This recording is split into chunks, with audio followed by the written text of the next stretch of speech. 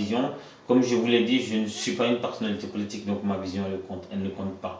Est-ce que vous pensez que la laïcité est effective aujourd'hui au Mali?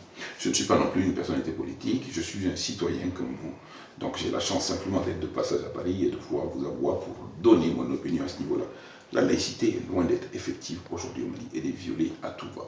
Elle est violée au nord par les fous de Dieu, elle est violée par tous ceux qui sont au sud aujourd'hui, qui par des tentatives inadmissibles veulent exercer le pouvoir politique via la religion. Mais est-ce que vous ne pensez pas que c'est le pouvoir de ces islamistes du Sud, de ces fous de Dieu du Sud, qui a engendré la nomination d'un ministre du culte? Les fous de Dieu, pour moi, ne sont pas au Sud, ils sont au Nord. Ah, nous, on a trouvé quelques fous de Dieu Voilà. au Sud. Moi, je parlais de fous de Dieu par rapport aux gens qui sont au Nord, qui veulent l'application complète de la charia.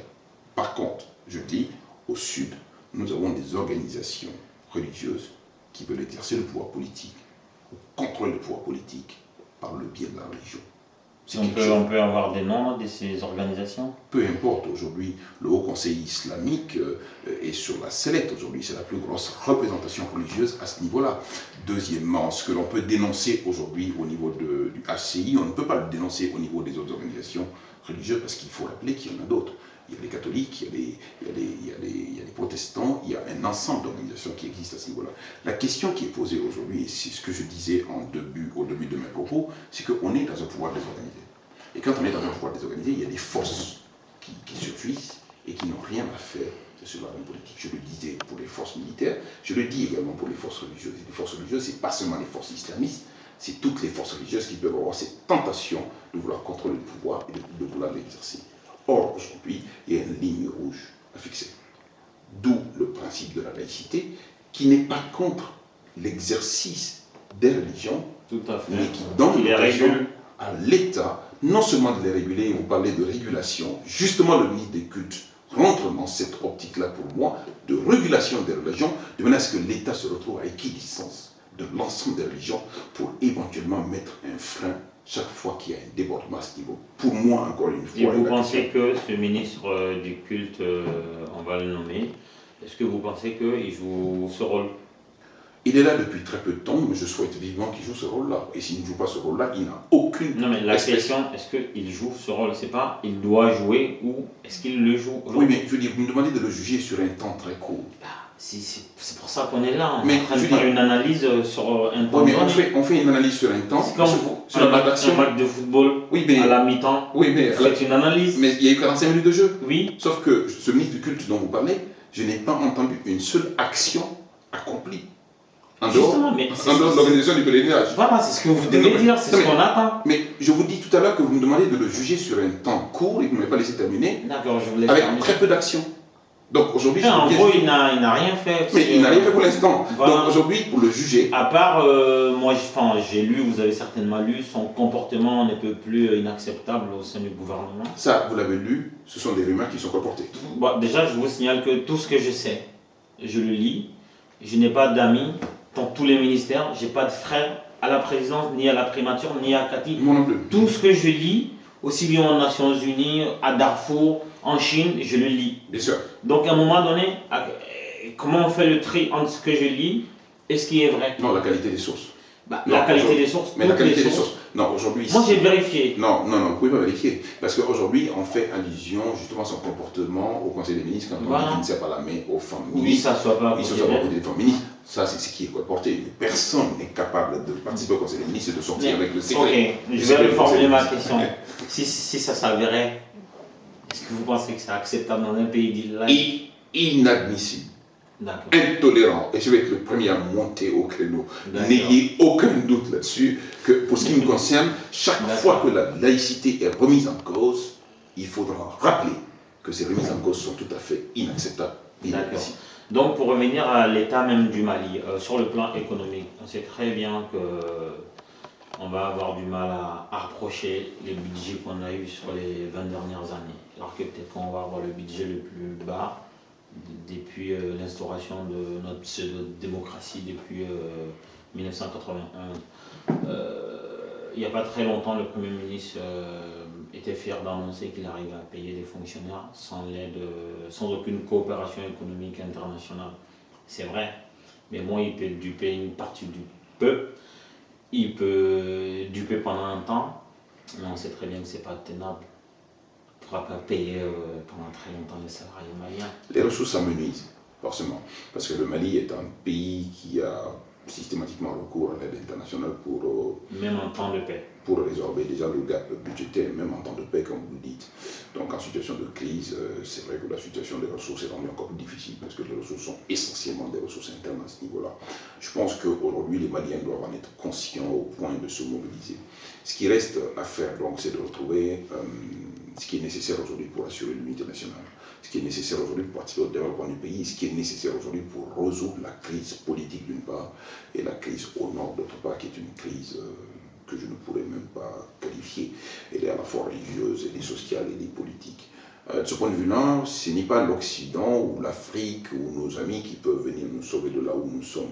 Nous ne pouvons nous avancer qu'en donnant des gages certains, d'abord à nous-mêmes, peuple du Mali, que nous sommes capables de nous prendre en main, et ensuite à la communauté internationale de venir éventuellement nous assister. On est dans un pays, dans un monde aujourd'hui où les gens ont leurs problèmes, leurs difficultés. Tous ceux qui vous viennent en aide aujourd'hui, en assistance aujourd'hui, ont d'autres champs à labourer plutôt. Et si vous laissez votre champ vierge, c'est sûr que vous serez tout seul à faire le constat que n'ayant pas sémé, vous ne pouvez pas récolter. Faisons en sorte aujourd'hui que l'on puisse récolter. Pour récolter, il faut s'aimer. D'accord. Et quel est le moral des Maliens aujourd'hui? Je veux dire, le Malien lambda qui vit au jour le jour, quel est son moral? C'est l'angoisse. Et c'est l'angoisse, elle est permanente. Elle est permanente. Vous savez, quand ce pays brûle, c'est tout le monde qui brûle avec. Bien sûr. Personne n'échappera. Donc, de ce point de vue-là, les Maliens ont le souci de leur propre sécurité. Les Maliens ont le souci de leur avenir, les Maliens ont le souci de leur devenir. Et dans ce pays-là, depuis très longtemps, tout s'est arrêté. Plus rien ne se fait si ce n'est de la politique, mais de la mauvaise politique. Faisons en sorte aujourd'hui que nous puissions très vite nous reprendre à ce niveau-là, que les uns et les autres soient capables, encore une fois, de faire leur mea culpa par-ci, d'avancer par là, de faire en sorte aujourd'hui que l'objectif majeur qui est de reconstruire ce pays, de redynamiser ce pays, de rebâtir ce pays, dont les fondements se sont écroulés du jour au lendemain, de faire en sorte aujourd'hui qu'au-delà de nos divergences, au-delà de nos responsabilités ou de nos irresponsabilités, que l'on fasse en sorte aujourd'hui que l'on puisse avancer. Ce pays est grand, il doit demeurer grand. Est-ce qu'il existe des Maliens en qui vous avez confiance? Parce que là, on parle de crise de confiance, même de crise de foi. Est-ce qu'il y a des Maliens en qui vous avez foi? Il y en a sans doute. Est-ce qu'ils sont plus nombreux que les doigts d'une main ou ça tient sur les doigts? Ils sont nettement beaucoup plus nombreux que les doigts d'une main, sauf qu'ils sont encore probablement très très jeunes. Ils ont besoin de grandir. C'est vrai que l'avenir d'un pays appartient à sa jeunesse. Est-ce que vous faites partie de ceux qui ont applaudi l'arrivée de la coalition internationale justement pour venir sauver l'avenir de ces très jeunes? Je n'ai pas applaudi, parce que l'heure n'est pas à l'applaudissement. Enfin, quand je dis applaudi, je veux dire, c'est en opposition avec ceux qui juraient que, notamment le Yéréwoloton et tout ce qui va avec. J'ai simplement souhaité que ces forces internationales viennent nous aider parce qu'on en a besoin. Je peux comprendre les inquiétudes des uns et des autres en indiquant qu'une force étrangère qui intervient dans un pays n'est jamais sans conséquences, évidemment. Il faut faire en sorte aujourd'hui que les conséquences, on puisse suffisamment les connaître, les apprécier, les appréhender et essayer de les cantonner le plus. Dans cette affaire-là, vous savez, on n'a pas plus raison qu'on a tort. Ce dont il faut être conscient, c'est que tous ceux qui peuvent se lever aujourd'hui pour dire qu'ils sont contre l'arrivée des forces militaires étrangères sur le territoire du Mali, peu m'importe là où ils s'installent, l'essentiel c'est qu'on ne peut pas pendant très longtemps expliquer à ces personnes qui ont les mains coupées et les pieds coupés et qui sont lapidés qu'on ne peut rien pour eux et en même temps qu'on refuse aux autres de venir, ceux-là qui disent qu'ils peuvent quelque chose pour eux. Tout à fait. Mais vous pensez que ceux qui sont contre, le camp de ceux qui sont contre l'arrivée des forces internationales, qu'est-ce qu'ils craignent finalement? Au-delà de ce qu'on a pu nous ils ont leur raison. Vous savez, je ne suis pas le genre qui crache sur les gens en disant qu'ils sont ceci ou ils sont cela. Je veux dire, on est quand même dans un contexte où les gens expriment leurs angoisses, expriment leurs inquiétudes. Et aujourd'hui, en voulant cracher sur une personne qui exprime une inquiétude qui se révèle demain, on a suffisamment tort justement de ne pas l'écouter aujourd'hui. Simplement, aujourd'hui, c'est une question de dominante, de majorité. Je pense que la grande majorité des Maliens réclament plutôt l'intervention de ces forces étrangères. Ce d'autant plus qu'en tant que Maliens, les soldats maliens ont eu l'occasion justement de les sauver de peuple. Il n'y a pas de raison qu'on ne vienne pas nous aider. D'accord, en 30 secondes, est-ce que vous avez un message à passer à la diaspora malienne, à sa jeunesse, enfin, à la jeunesse malienne, à la diaspora malienne, à la jeunesse de la diaspora malienne?